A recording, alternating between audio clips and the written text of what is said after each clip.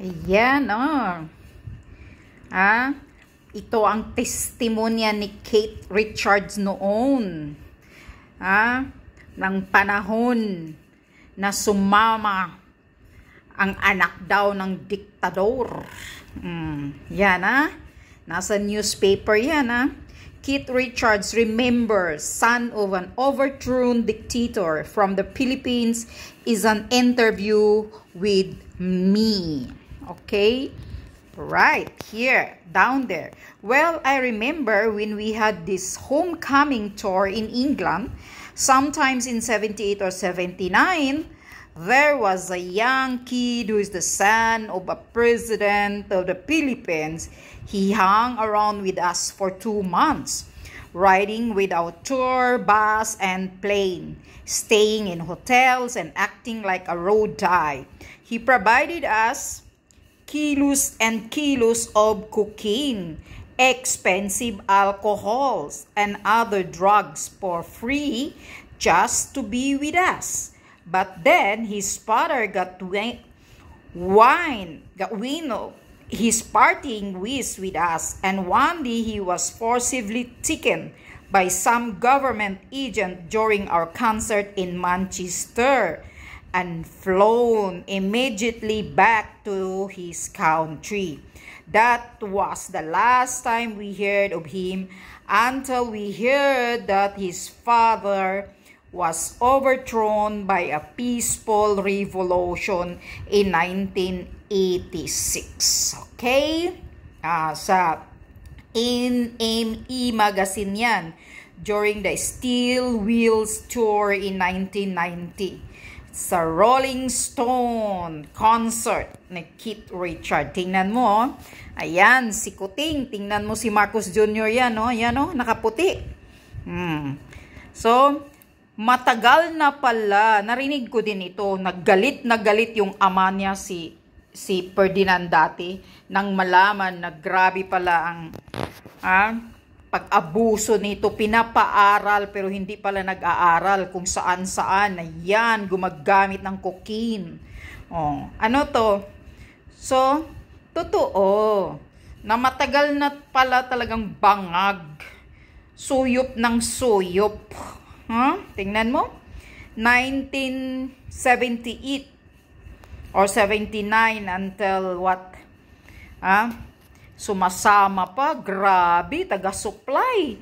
Pira na ng mga taxpayer ng Pilipinas galing sa tatay niya, pinapadala sa kanya, pero pagdating doon, pinagpulburon lang pala, ginagastos lang pala binibigay sa mga singers na to.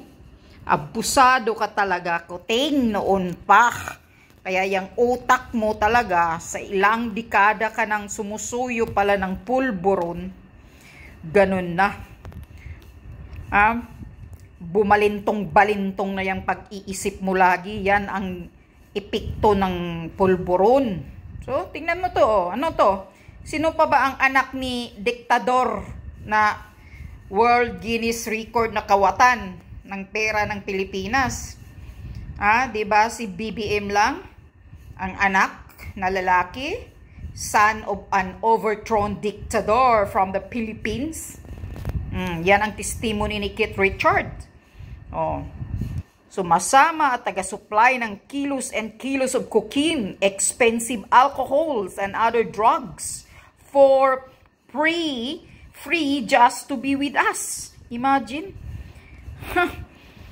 Kid. Bata ka pa noon, Kuting pala, sumusuyop ka na ng pulburon, kaya yung utak mo, tuwad baliskad na pala. Ano to? Ebidensya na to, kaya yung pagningiwi-ngiwi mo until now, pulburon pa more. Pira ng mga taxpayer, ninakaw ng ama mo, pinapadala sa'yo, ginagastos mo ng cocaine doon sa Amerika.